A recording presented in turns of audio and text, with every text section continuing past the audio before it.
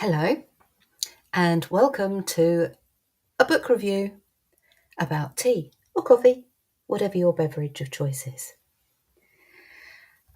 A book review holding a mug, yes, because it is this one.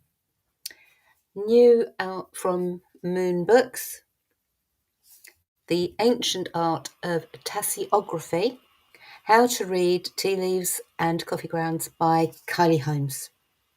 Beautifully written, really, really good book. So, Pagan Portals, nice, slim, packed, as all of their books are, with information, and this one doesn't disappoint at all. So for anybody, I would say this book is for anybody. It's for beginners in that it gives you nice, short, bite-sized chapters, literally going from the history, just get them up. So from the history of tasseography, the history of tea and coffee, so that you know where they're from. Very interesting chapter on intuition versus psychic. So looking at, are they the same? Is your intuition the same as having psychic abilities? Really interesting chapter.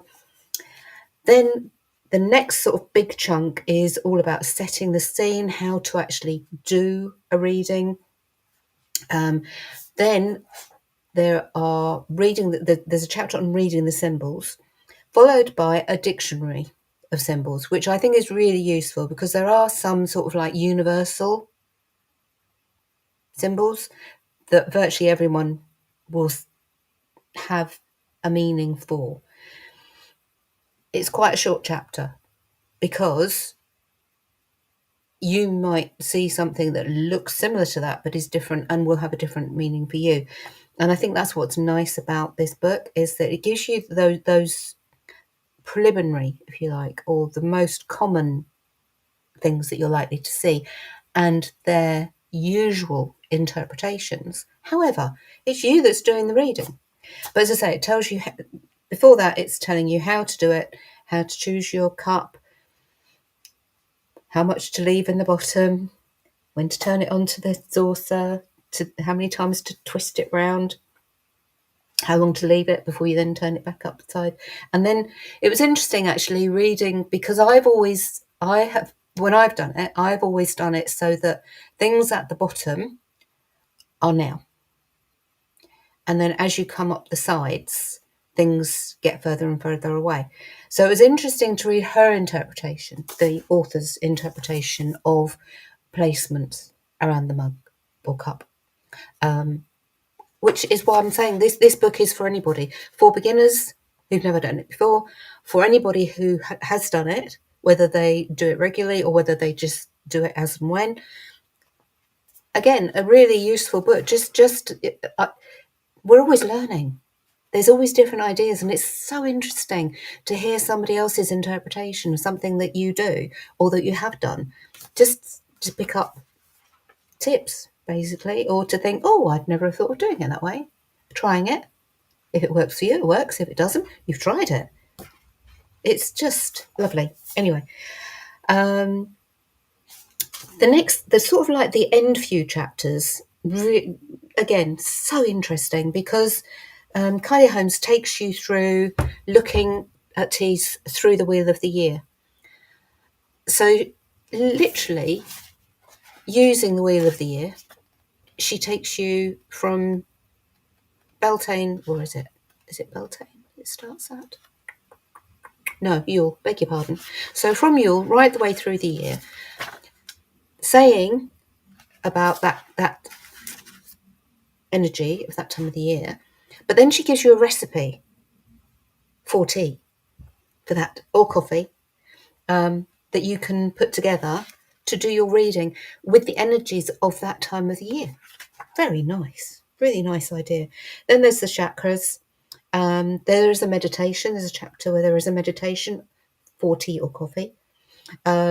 She does then say about keeping a journal so that you can actually, and I think that's the same for any part of the craft that you are starting off on, or picking up again or whatever. It's really important for me to actually jot things down so that I can look back to see how I've progressed, or if something rings a bell, I can look back and think, oh yeah, that happened. Yeah, so I had that experience. Yeah, that sort of thing. So yeah, again, journal keeping. The last two chapters, I inspired. As I say, this book is for anybody, because the last two, so the number 13, chapter 13, how to make your own DIY brew. So Miss Holmes takes you through how to actually make a tea. And chapter 14, she gives you some recipes to try, which I think is really nice, because not everyone will have tried to make their own teas before. And to have that as part of this, I think was really considerate and beautiful. And for those of you that know me, you know that I like to look at the back of the book. So I just stopped at one of the recipes and thought, well, that sounds really nice. It's the ginger and honey chamomile tea, by the way, in case anybody was wondering why I'd sort of like, that's nice. Anyway, and yes, I have read the book, but as with anything, you can open a book at a page and look at it and think, I know I've read this, but oh, that sounds. It's like Beltane, mint chamomile tea recipe. Very nice. Anyway, so at the back there are resources. So there are seven online resources. There is then half a page of bibliography, which I think is good for a subject like this. And then there are references as well. All in all, a really useful book if you're thinking of trying out tasseography, whether you're a tea like me or a coffee drinker. Highly recommend this.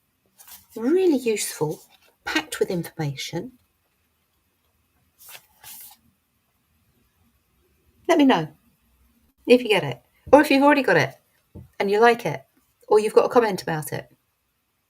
Put a comment, and I will see you next time.